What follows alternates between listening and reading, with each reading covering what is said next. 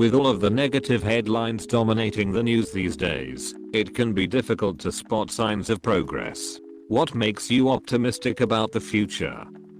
The plummeting price of solar and wind energy. Absolute upvote. In Australia there has been incredible penetration of solar power in the last 10 years, all driven by the economics of solar power. In the last 10 years. Well, 2018 is even better than the last 10 years in terms of prices, payoff periods, and sales of solar panels have reflected that. People are installing their panels en masse with zero subsidies. Businesses big and small, covering their roofs. It is so crazy. There may be a glut of power in SA when the sun shines, at least. Edit. SA equals SOUTH Australia. THX/U/royalds in as few as 5 years time, considering the rate of growth. On one Sunday, a few months ago, 50% of all power in SA was generated by rooftop solar alone. That's not even including wind and other large-scale renewables. We don't have hydro in SA. The magic of all this is that it only took a few years of government investment. The market has ramped up, partly in thanks to those subsidies. We are reaping benefits, and we will be for years to come. Government investment. Cries in American. Don't cry too much. The federal government is still trying to peddle clean coal. I mean, I haven't heard much about ISIS recently. That's gotta be a good sign. They no longer control anything meaningful anymore. They're just your garden variety terrorist group now. Why do we even have that garden? In the analogy, the garden is our lives. ISIS are the garden variety weeds. If we give up the garden to the weeds, then they've won. This analogy was much more accurate than I first expected when I started reading it. Well done. I'm really impressed. Should we start calling them waswas? ISIS? Holy fuck. This post was made 7 minutes ago and already has 300 comments. But anyway, every day we get closer and closer to a cure for cancer. My mum told me about her diagnosis on Sunday. Both of her parents died of cancer too, 12 years apart. Hopefully in the near future, it's something we won't have to worry about. It's because Oppa's Bill Gates. Best of luck to your mum. Didn't even see that. And thank you. It's looking hopeful. They've caught it very early. That's good to hear. Wishing her all the best. Early diagnosis is one of the best scenarios when it comes to cancer in most cases. That we are almost at the point where we get artificial organs. I could use a kidney. Edit. Guys, thanks a lot for your support, understanding, and most of all the selfless offers you've made. Belletta kidney or info. I love you all. Edit 2. I wish I could share some resources on how to be a living donor. If someone could help me in that front, so I could share it here. I'm not from the States and I don't know where to start. This is the most humbling experience I've had on Reddit yet. Ima get some laser eyes. Ima be a repoman. Zydrat comes in a little glass vial. And the little glass vial goes into the gun like a battery. Since 1990, the number of children who die before their 5th birthday has been cut in half, saving 122 million young lives. In the same period, the fraction of people living in extreme poverty has gone from 1/3 to 1/10. More than 90% of children now attend primary school worldwide. Women now make up more than 1/5 of members of parliaments around the world. Workplace and road safety in the US has risen dramatically since our grandparents' time. Edit. I stole these from this article entitled, Bill Gates, Here Are 5 Reasons to Be Optimistic About 2018. This has probably been my finest moment this year. You just gave Bill Gates an answer from Bill Gates. It's an amazing world we live in, isn't it? Road safety in the US has risen dramatically since our grandparents' time. Wow, really? That really shocks me considering how much faster cars are and how many more things we have to distract us. Automotive engineering and safety standards. People though are still just as bad at driving. The possible return of the American chestnut tree. Fast growing, rot resistant, and Perhaps most important, it produces enough calories from the nuts to feed a population. Edit. It turned out that someone from WBUR in Boston saw the interest in this post and wrote an article and made a podcast about it. It's very good. The death of the American chestnut is also partially responsible for the severity with which the Great Depression struck Appalachia. Chestnuts were a primary food supply for backup reserves in the form of herds of pigs that were allowed free roam. The pigs could be sold or slaughtered to keep families afloat during hard times. The disappearance of the chestnuts killed the viability of the pig herds, causing the economic failsafe to collapse ecologically at the same time that the Great Depression made monetary reserves worthless. This sounds like a dissertation. Where can I order a good sapling? I think the American Chestnut Foundation sells saplings occasionally. All 7 of my honeybee colonies are currently surviving the winter, and today they are bringing in the first pollen of the year.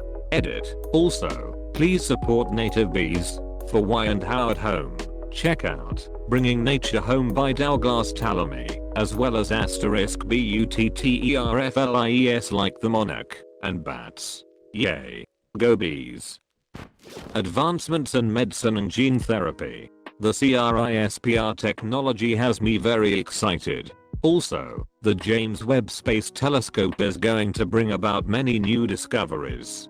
It feels like we haven't had a huge discovery recently. Hopefully we get something big within a decade or so. IDK man. Evidence of the Higgs boson and the gravitational wave detection from LIGO were both pretty big news. While true, those discoveries don't result in any changes to the everyday lives of your average person. Things like CRISPR have that potential. I'm reminded of Sam's speech to Frodo and Osgiliath in The Two Towers. It's like in the great stories Mr. Frodo point the ones that really mattered. Full of darkness and danger they were, and sometimes you didn't want to know the end. Because how could the end be happy? How could the world go back to the way it was when so much bad had happened? But in the end, it's only a passing thing, this shadow. Even darkness must pass. A new day will come. And when the sun shines it will shine out the clearer. Those were the stories that stayed with you, that meant something, even if you were too small to understand why. Folk in those stories had lots of chances of turning back, only they didn't. Because they were holding on to something, that there's some good in this world, Mr. Frodo. And it's worth fighting for. I watched LOTR trilogy last weekend and those movies are full of great scenes and quotes. I love those movies. I love that Moria scene. Many that live deserve death.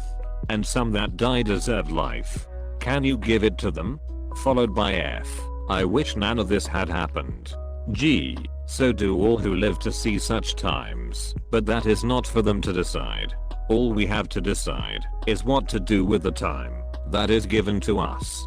All we have to decide is what to do with the time that is given to us. I love listening to this quote because I always immediately go, and I now decide to spend the next 9 hours of my time watching the rest of the trilogy on a TV screen. I can't carry the ring, Mr. Frodo, but I can carry you. Advancements in health studies and science for health has improved living conditions tenfold, and continue to do so. So that makes me pretty optimistic. No one lives forever, no one. But with advances in modern science and my high-level income, it's not crazy to think I can live to be 245, maybe 300. Eater, this is a quote from Talladega Nights. I'm not being serious. They say the first human who will live to 150 has already been born. I believe I'm that human. And Perkins and Perkins. April Ludgate. Literally two of my favorite people on earth. Literally. Mental illness awareness is growing rapidly, and people are more and more willing to assist those in need. Not only that, but people with mental illness are become less and less ashamed of said illnesses and actually seeking out help. Stigma goes both ways. God, I'll never forget the day I called off at work because my anxiety was flaring up hard. My bosses took it seriously, sent me a nice email saying they understood it was serious and thanking me for how hard I was working. They'd got my loyalty for life because they took it seriously. The moment I feel best about as a boss was the day I had a good employee with lots of promise stop his meds and fall off a cliff and showed up hours late, still drunk, and fell to the floor sobbing. His supervisor did great and just kept him calm, but he was all but restraining him from leaving. I get there and we just sat on the floor of that office for a couple hours. He told me he was fucked because he fucked up like he always did, and now he burned his last good chance. I talked to him about his life and past for a bit and then told him about my therapy session from the day before. I told him that morning had officially never happened and that he could come back tomorrow or later if he needed time and get back to his job. We talked about suicide and having already decided not to. We talked about trying not to spiral down into a pit just because you fucked up. He left a little before lunch. I told his crew of techs who saw him that he had a bad day and that we should all remember our own bad days. They supported him beautifully and he's been kicking ass ever since and prospering for it. I've fallen into a pit of my own now. That job is a big part of what got me here. That was one of the worthwhile times. I feel good about that. Thanks for reminding me, and sorry for the therapeutic word vomit. I'm going to nursing school, and every time I hear about the advances in the medical field I get excited. Japan just approved a medicine that they claim can cure the flu in one day.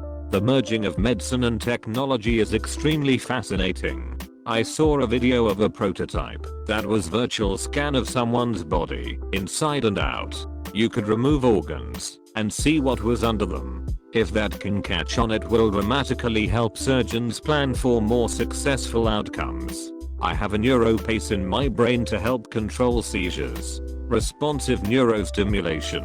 I'm on the first few steps of transhumanism, and I wake up every day realizing that this cutting-edge technology in my skull will one day be the peg leg of neurological procedures. Press forth, my friend. About 10 years ago I was diagnosed with an irregular cornea on one eye, that topmost layer. The doctor said that a transplant was not advisable at the time, but told me to come back in 10 years as progress was made. I checked back 2 years ago, and truthfully, transplants were now well developed. 1 year later, I got a new cornea. It still can't grasp that a field can move so fast. I quit smoking today. Congrats. I quit last month after smoking for 20 years. Couldn't be happier.